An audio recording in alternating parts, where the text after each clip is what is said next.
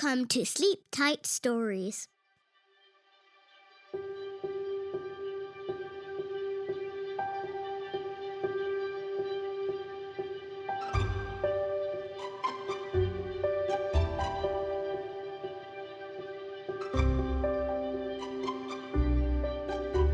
Jimmy Skunk is very mad indeed.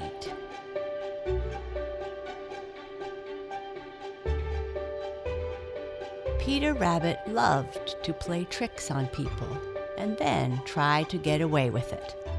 And today was no different. When Peter saw Jimmy Skunk sound asleep in the barrel at the top of the hill, his mind started spinning with ideas. As he snuck away, all he could think of was, if Reddy Fox was here, I could play a trick on both of them. Luckily for Peter, Reddy was coming his way.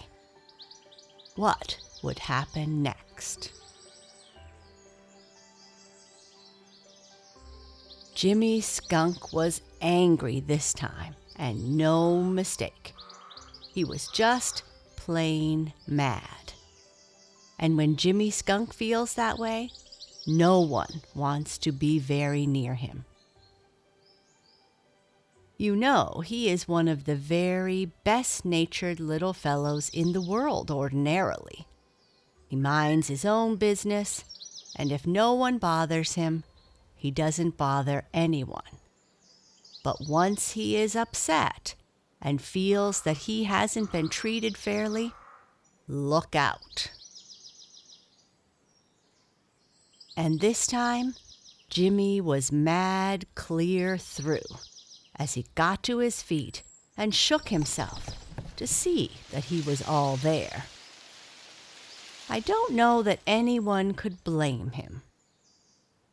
To be woken up from a comfortable nap by being rolled over and shaken nearly to death as Jimmy had been by that wild ride down the hill in the old barrel was enough to make anyone mad.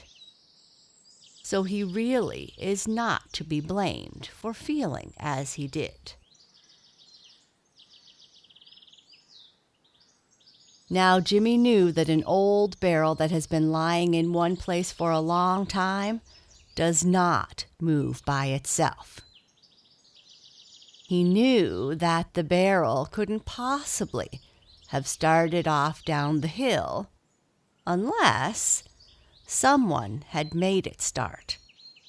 And he had no doubt in the world that whoever had done it had known that he was inside and had done it to make him uncomfortable. So, just as soon as he had made sure that he was really alive and quite whole, he looked about to see who could have played such a trick on him. The first person he saw was Reddy Fox. In fact, Reddy was quite close by. You see, he had raced down the hill after the barrel to see who was in it when he heard the strange noises coming from it as it rolled and bounded down the hill. If Reddy had known that it was Jimmy Skunk, he would have been quite happy to stay at the top of the hill. But he didn't know, and if the truth be known, he had hopes that it might prove to be someone who would give him a good breakfast. So quite out of breath from running, Reddy arrived at the place where the old barrel had broken to pieces, just as Jimmy got to his feet. Now, when Jimmy Skunk is angry, he doesn't bite and he doesn't scratch.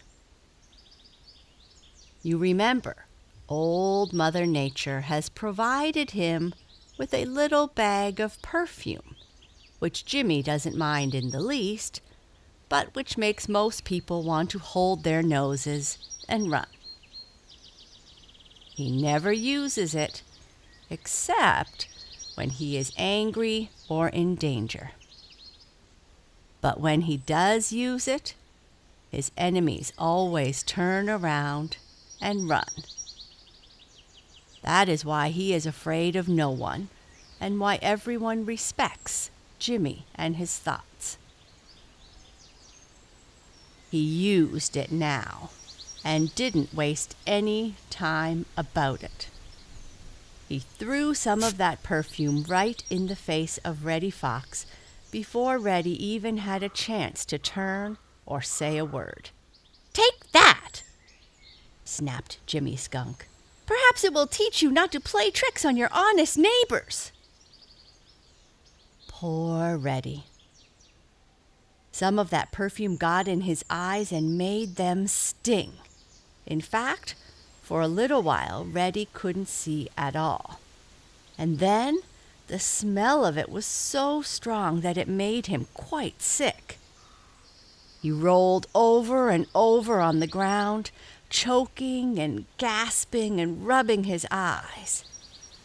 Jimmy Skunk just stood and looked on, and there wasn't a bit of pity in his eyes.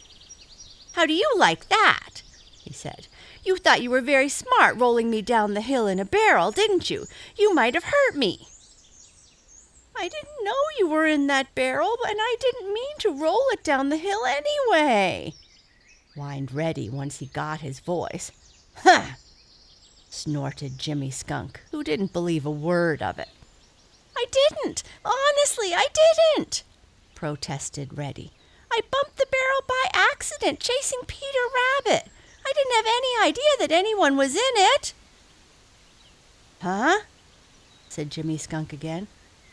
"If you were chasing Peter Rabbit, where is he now?" Reddy had to confess he didn't know. Peter was nowhere in sight, and he certainly hadn't had time to reach the old briar patch. Jimmy looked this way and that way, but there was no sign of Peter Rabbit. "Huh!" he said again, turning his back on Reddy Fox and walking away.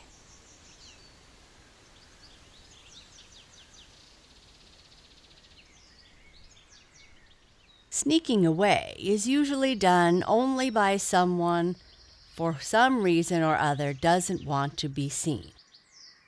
Just as soon as Reddy Fox could see after Jimmy Skunk had thrown that terrible perfume in Reddy's face, he started for the Green Forest. He wanted to get away by himself. But he didn't trot with his head up and his big tail carried proudly as he usually did. No, indeed. Instead, he hung his head, and his handsome tail was dropped between his legs. He was the very picture of shame. You see, that terrible perfume which Jimmy Skunk had thrown at him clung to his red coat, and he knew that he couldn't get rid of it. And he knew also that wherever he went, his neighbors would hold their noses and make fun of him, and that no one would have anything to do with him. So he snuck away across the green meadows towards the Green Forest, and he felt too sick and mean and unhappy to even be angry with Sammy Jay, who was making fun of him and saying he got no more than he deserved. Poor Reddy. He didn't know what to do or where to go. He couldn't go home, for old Granny Fox would drive him out of the house. She had warned him time and time again never to anger Jimmy Skunk, and he knew that she would never forgive him if he should bring that terrible perfume near their home. He knew, too, that it would not be long before all the little people of the Green Forest and the Green Meadows would know what had happened to him. Sammy Jay would see to that. He knew how they would point at him and make fun of him. He would never hear the last of it. He felt as if he would never, ever be able to hold his head and his tail up again. Every few minutes he stopped to roll over and over on the ground, trying to get rid of that dreadful perfume.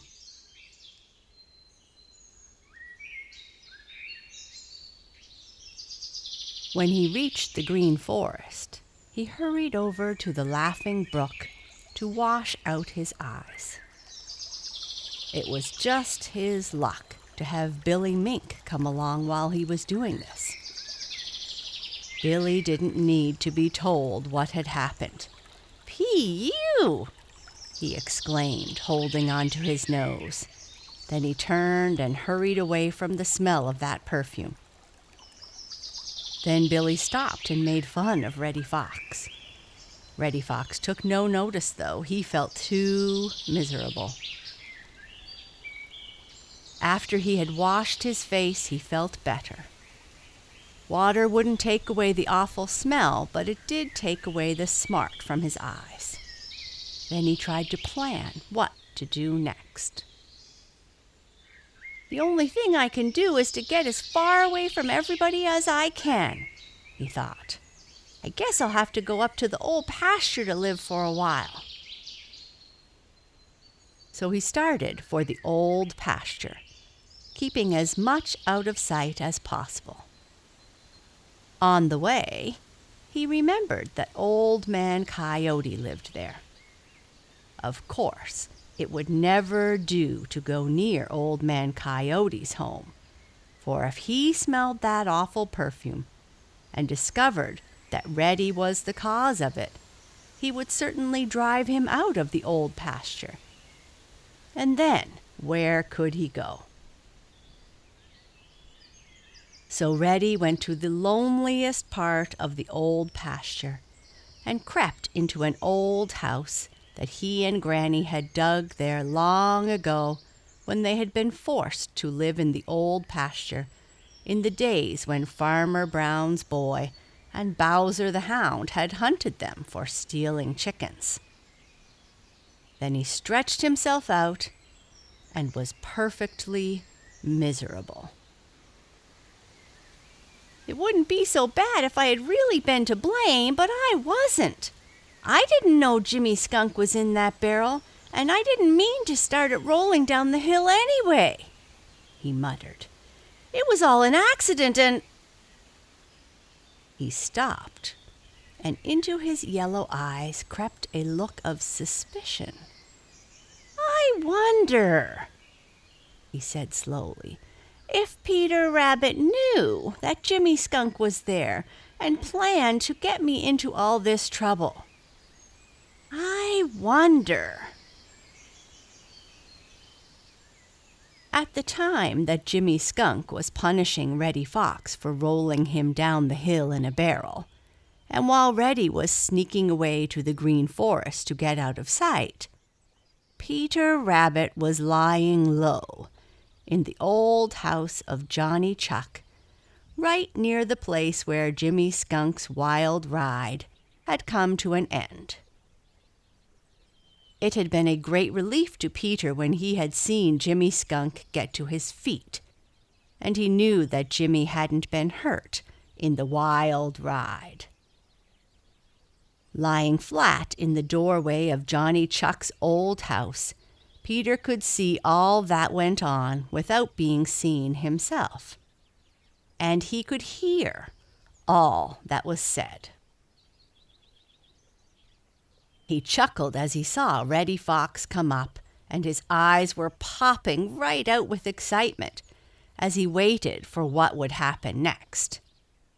He felt sure that Reddy Fox was in for something unpleasant, and he was glad. Of course, that wasn't a bit nice of Peter. Right down in his heart, Peter knew it, but he had been chased so often by Reddy and given so many dreadful frights that he felt now that he was getting even. So he chuckled and he waited for what was to happen. Suddenly, that chuckle broke right off in the middle, and Peter cried, "Ouch!" He had felt a pain as if a hot needle had been poked into him. It made him almost jump out of the doorway. But he remembered in time that it would never do for him to show himself outside. For right away, Reddy Fox and Jimmy Skunk would suspect that he had had something to do with that wild ride of Jimmy's in the barrel. So it would not do to show himself now. No, indeed. All he could do was to kick and squirm and twist his head around to see what was happening. It didn't take long to find out. Even as he looked, he felt another sharp pain, which brought another "ouch" from him and made him kick harder than ever. Two very angry little insects were just getting ready to sting him again, and more were coming. They were yellow jackets, which you know belong to the wasp family and carry very sharp little stingers in their tails. The fact is, this old house of Johnny Chuck's had been deserted so long, the yellow jackets had decided that as no one else was using it, they would, and they had begun to build their home just inside the hall. Poor Peter. What could he do? He didn't dare go out, and he simply couldn't stay where he was.